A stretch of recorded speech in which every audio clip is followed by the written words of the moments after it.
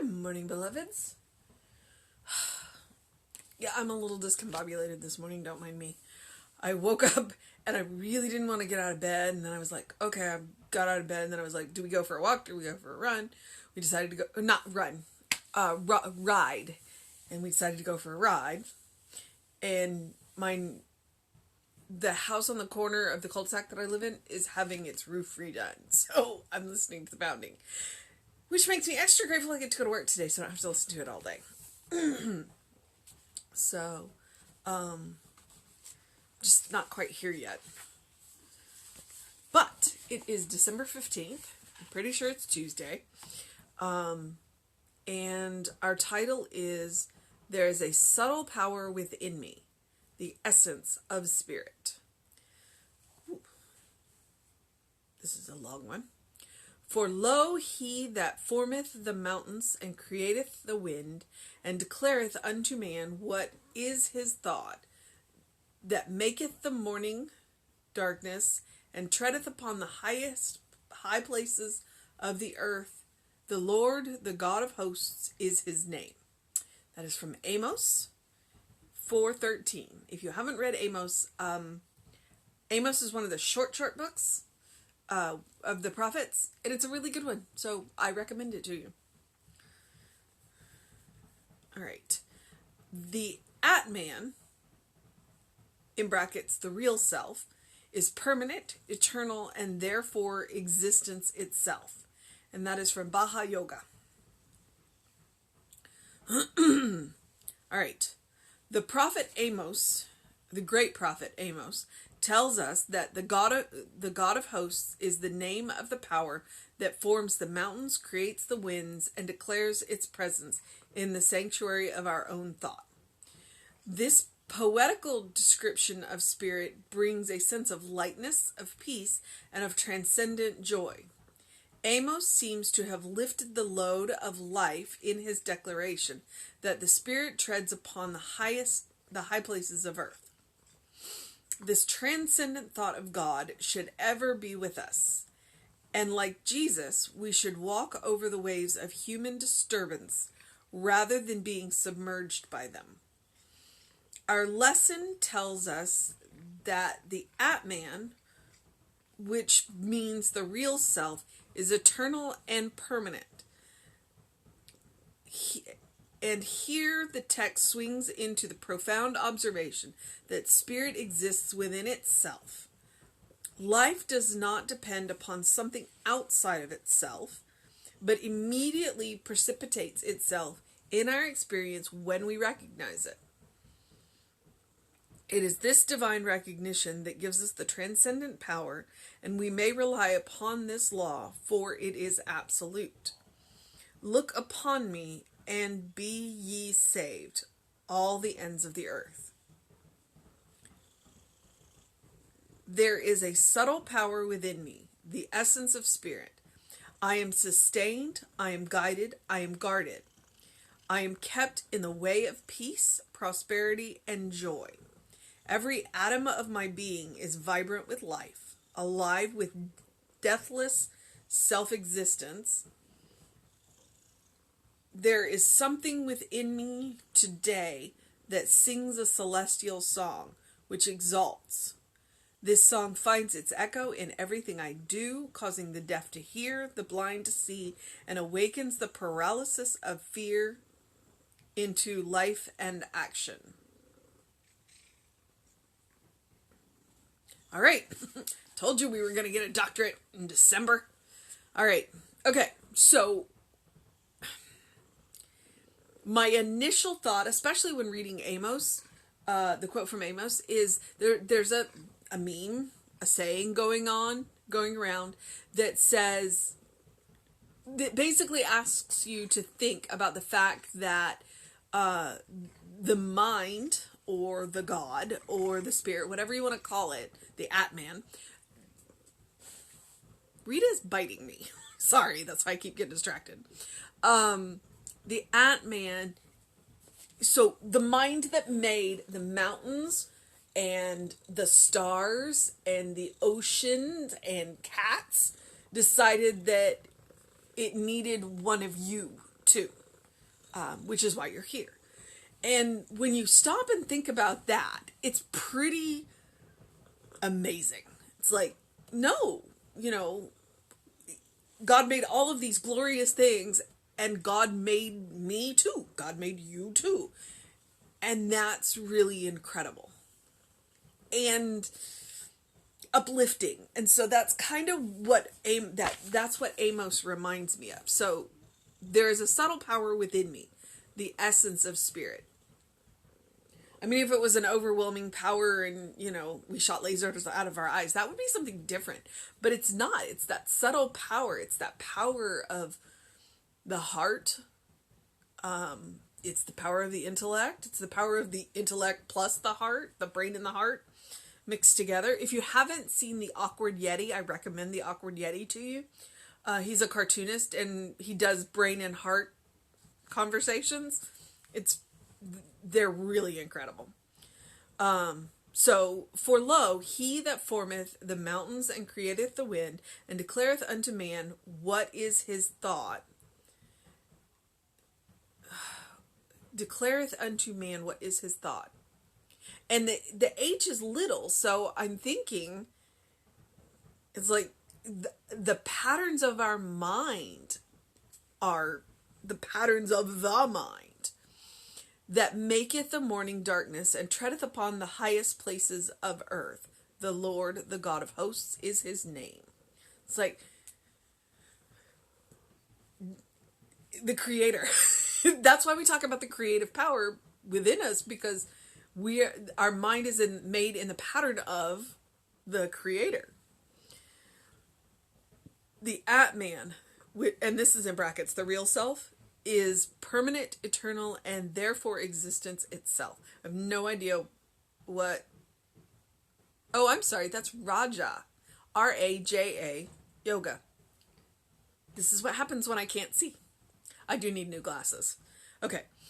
The great prophet Amos tells us that the God of hosts is the name of the power that forms the mountains, creates the winds, and declares its presence in the sanctuary of our own thought. In the sanctuary of our own thought. So, it declares its presence in the sanctuary of our own thought. It's like God is always back there going, hello, hello, hello. But it's that small, still voice that we are really good at ignoring.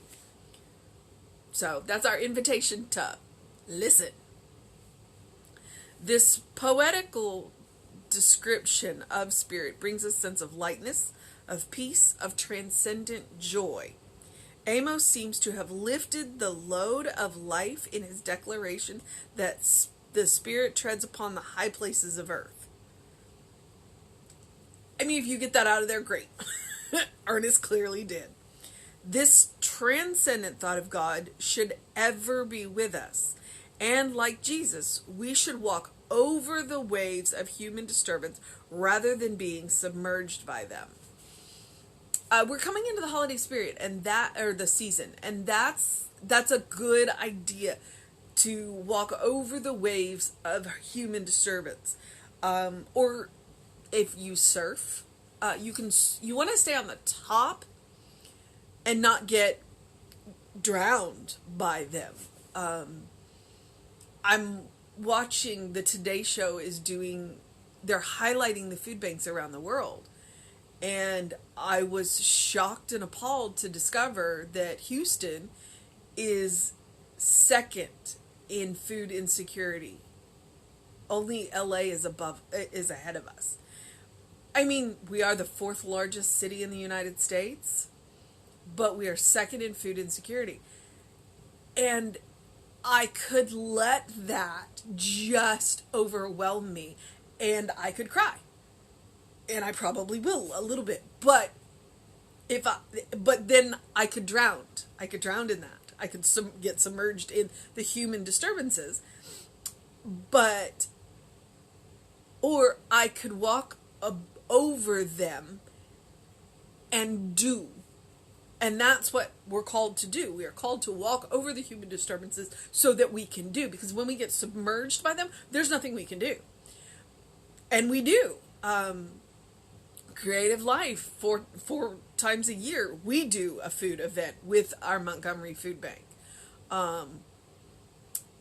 you know, that's what we do. And our members volunteer at the food banks around, and you know, it's an incredible experience. And if you haven't done one, it's an experience. It's an incredible experience.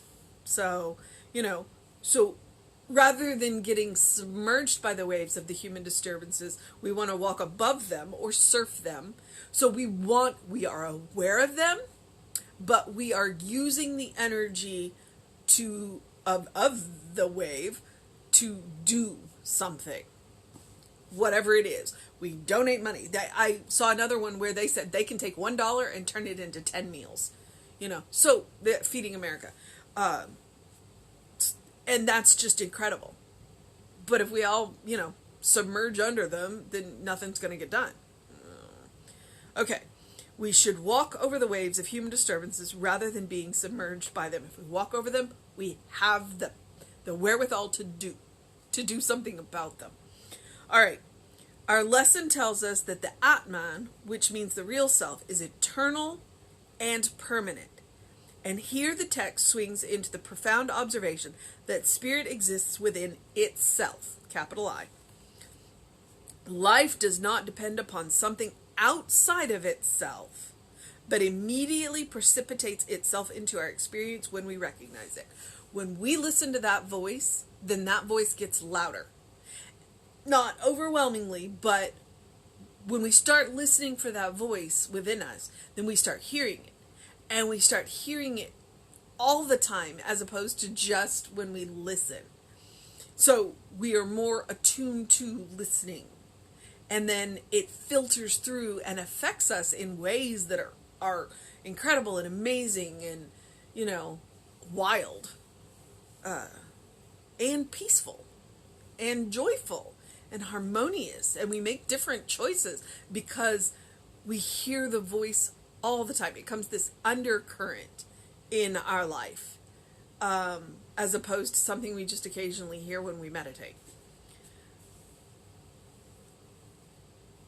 It is this divine recognition that gives us transcendent power, and we may rely upon this law, for it is absolute.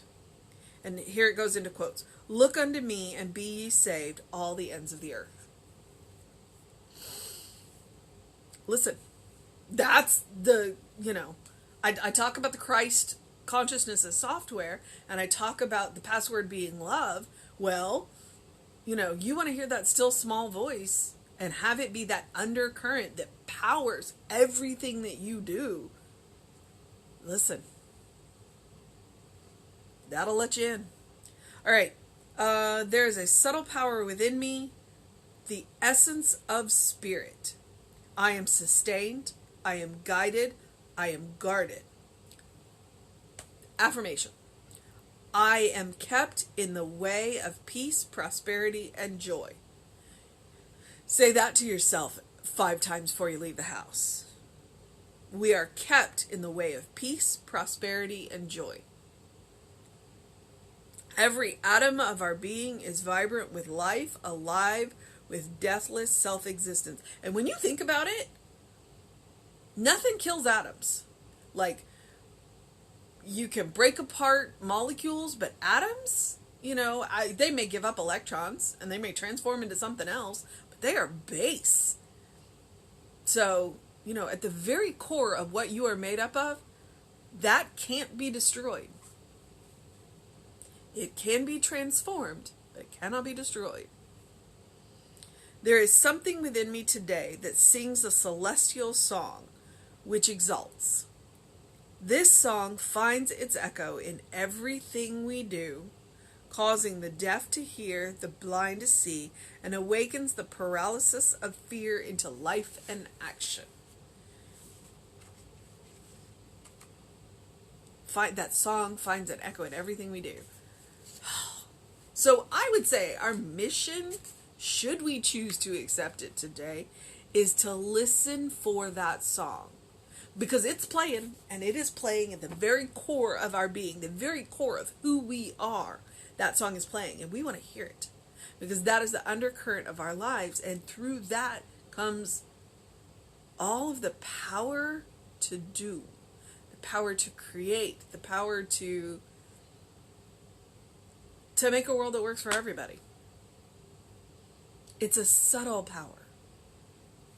It's not lasers from the eyes, heat rays, whatever, Superman has. It's a subtle power.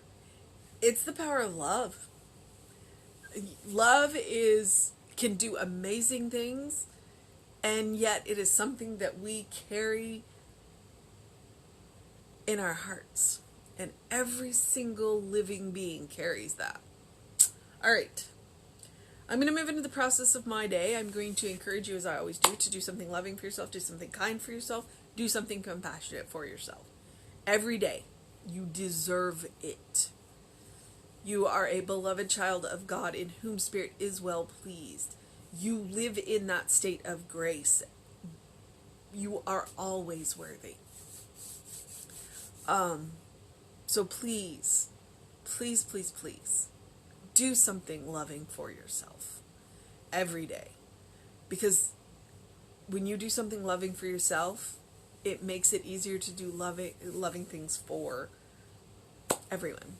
To hold that space, to be able to look into each other's eyes and see Spirit looking back at us, to see that God essence, that Christ consciousness looking back at us, to recognize each other as godlings, like saplings.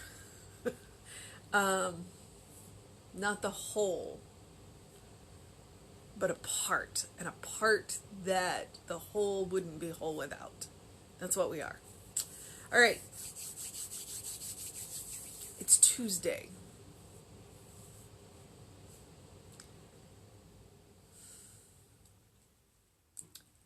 Open the windows of your soul. Allow the breath of heaven to remind you that you live in heaven now. Because heaven isn't a place. It's a consciousness. And Spirit is always with you. All right. Reverend David will be on with you around 5 p.m. today. I will be back with you at 9 a.m. tomorrow. Do what you need to do to make it a wonderful day. All right, beloveds.